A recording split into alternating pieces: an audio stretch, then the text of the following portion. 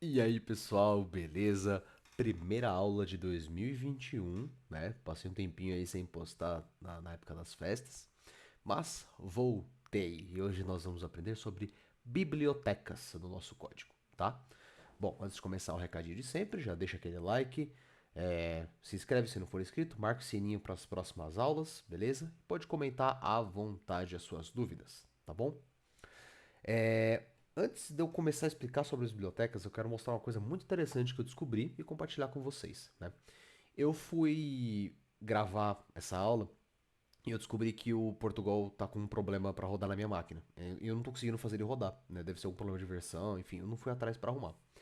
Mas então eu descobri que existe um Portugal para você rodar no seu navegador, você não precisa instalar absolutamente nada. Tá? Se eu soubesse disso, eu tinha começado a usar ele desde o começo para ficar mais fácil das pessoas instalarem e usarem, né? Mas, bom, eu vou fazer uma atualização dos vídeos de anteriormente em cima disso daí, porque eu acho importante. Mas eu vou deixar o link na descrição, tá? É esse daqui, ó, portugalwebstudio.cubus.io/ide, tá? Por ter várias I, eu vou deixar na descrição de qualquer forma. Mas no momento em que você entrar, vamos até acessar de novo aqui, quer ver? Para vocês verem, ó. Coloquei o site aqui, ó, começar a editar e ele abre a telinha igualzinha ao Portugal, beleza? Só que 100% no seu navegador, tá? Bom, vamos falar de bibliotecas, tudo bem? O que são bibliotecas? Às vezes nós precisamos utilizar algumas funções dentro do nosso código, né? E essas funções elas não existem nativamente dentro do Portugal. Ou seja, por exemplo, para desenhar gráficos, para tocar sons, esse tipo de coisa ela não é natural da linguagem. Então o que as pessoas fazem? Elas criam um pacotinho, certo?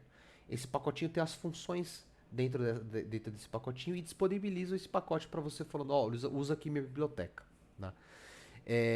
Dentro do Portugal, até onde eu me lembro, você não tem como criar suas próprias bibliotecas, né? Mas você pode utilizar bibliotecas adicionais do próprio Portugal. Então, se vocês vierem aqui na ajuda, eles falam aqui bibliotecas, né? Dão um exemplo. E eles falam todas as bibliotecas. Então, por exemplo, eu quero trabalhar com arquivos, eu tenho a biblioteca de arquivos. Quero trabalhar com gráficos, biblioteca de gráfico, matemática, para controlar o mouse do meu computador, sons durante o meu programa, controlar o teclado do meu computador, texto, que é o que a gente vai usar no exemplo para vocês entenderem. Outros tipos, útil também, tem várias coisinhas úteis, por exemplo, número aleatório, coisas assim que você pode precisar num programa, né? E aqui ele dá uma explicação de como utilizar as bibliotecas, tudo bem? Vocês podem dar uma lida na documentação de vocês. Eu vou seguir aqui no exemplo para vocês entenderem, né? A primeira coisa que você tem que fazer quando você vai utilizar uma biblioteca é incluir ela. Por quê? Porque ela é um código adicional no seu programa. Então, você precisa avisar o seu programador, ó, eu vou utilizar uma função que está lá na biblioteca gráfico. Ah, eu vou utilizar uma função que está lá na biblioteca texto. Porque você precisa avisar, ó, essa função aqui você vai procurar em tal lugar, né? Então a gente inclui essa biblioteca com um comando chamado inclui biblioteca. É bem fácil de lembrar, né? Inclua a biblioteca, né? Onde que a gente inclui? A gente inclui dentro do nosso programa, tá? Mas fora de qualquer função, certo? Ele é uma instrução que vem dentro do escopo do programa e fora de qualquer função. Então a gente vai colocar aqui, vamos pegar como exemplo a biblioteca de texto, tá? Vamos colocar aqui, inclua biblioteca, biblioteca texto com T maiúsculo, porque é o nome da biblioteca aqui, tá? Então tem que ser certinho como elas estão escritas aqui, ó, certo? Pronto, já está incluído, né? Vocês vão ver aqui que vai ficar pintadinho, certo? Se vocês escreveram certinho, inclua biblioteca texto, ok? E agora, dentro da nossa função início, a gente pode começar a utilizar a nossa biblioteca, tá? Vamos fazer um programinha bem simples. A gente vai colocar um Hello World aqui, né? Um Olá Mundo. Então escreva Olá Mundo. Tudo bem? Opa, o que eu fiz de errado? Ah, coloquei aspas simples e aspas duplas, né? Porque é uma frase. Então, ok, olá mundo, tá funcionando, né? Como que a biblioteca texto funciona? Nós temos várias funções que podem ser chamadas dentro dessa biblioteca para que ela faça uma determinada ação dentro do meu código. Por exemplo, existe uma função dentro da biblioteca texto chamada caixa alta. Se eu não me engano, é isso mesmo, caixa alta. Então, se eu vier aqui e colocar assim, vamos criar uma cadeia chamado maiúscula igual texto, texto ponto caixa alta. E eu passo uma frase aqui como exemplo. Então vamos colocar esse olá mundo, tá? Vamos lá que aconteceu muita coisa aqui, beleza? Eu vou executar para mostrar para vocês e aí a gente para entender o que tá rolando, tudo bem? Vamos executar aqui. Olha o que aconteceu. Saiu em maiúsculo a minha frase, mesmo estando tudo minúsculo. Se eu vier aqui e colocar, ó, AABBBCCC, foi tudo pro maiúsculo. Então é isso que a função caixa alta faz, né? Caixa alta é a forma de computador da gente dizer maiúsculo, né? Caixa alta e caixa baixa. É, e o que é essa sintaxe? O que é essa monte de coisa que a gente escreveu aqui na tela, tá? Aqui é uma declaração de variável que vocês já conhecem muito bem a essa altura, tudo bem? E eu tô falando para ela, você vai usar dentro da biblioteca texto a função caixa alta. Então a gente utiliza o texto, que é a biblioteca, né? Texto ponto caixa alta, ou seja, função caixa alta dentro da biblioteca texto, né? E aí você chama como qualquer outra função passando um parâmetro, que no nosso caso é uma cadeia de caracteres, né? E tem outros também, tem por exemplo, se não me engano é caixa baixa, e vamos colocar tudo em maiúsculo aqui para testar. Opa. AAABBBCCC. É isso mesmo.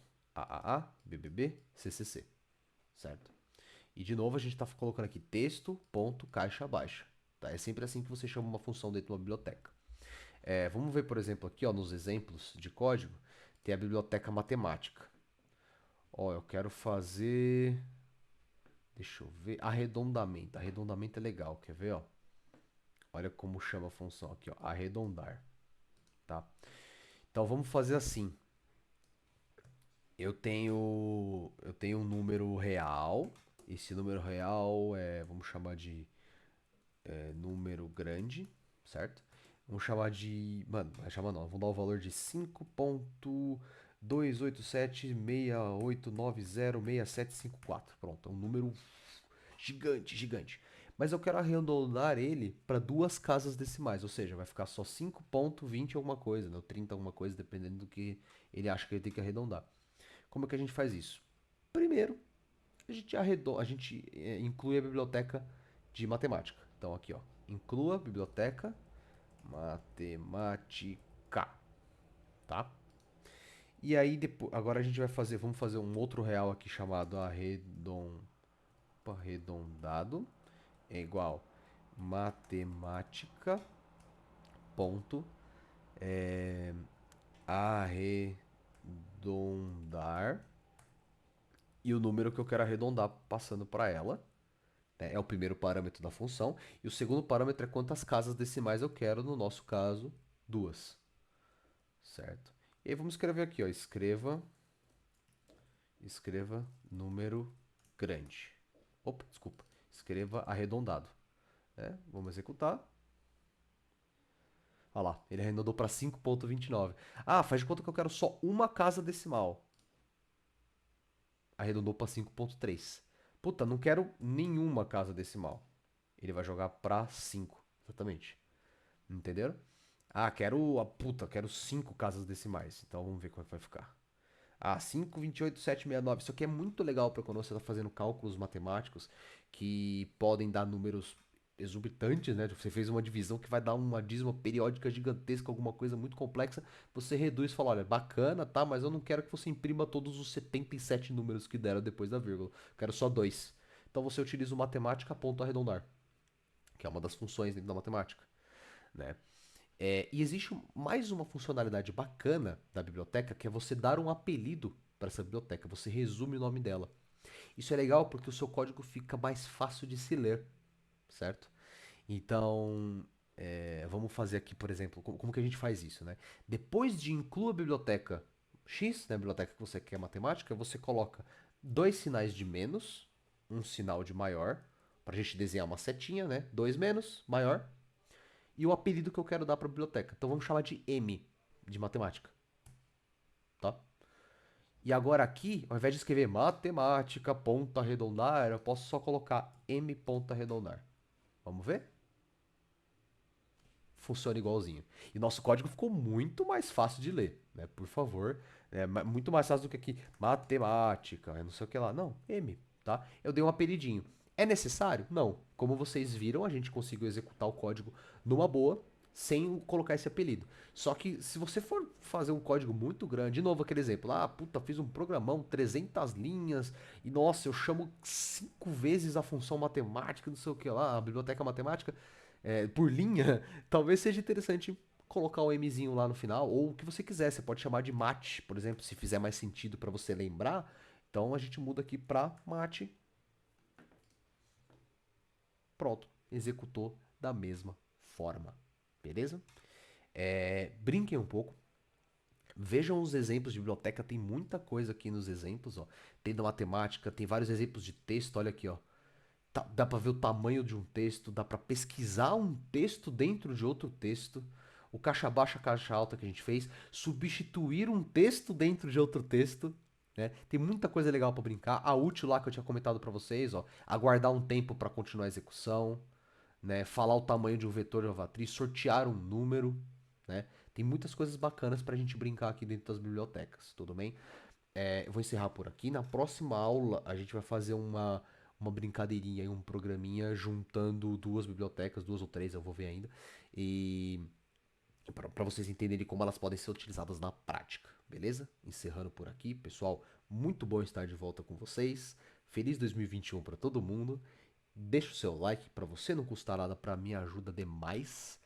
Se inscreve se não for inscrito, marca o sininho, manda pros amiguinhos e desce comentário aqui, porque eu tenho certeza que vai aparecer dúvida, beleza? Um beijinho no coração de vocês, feliz ano novo e até a próxima.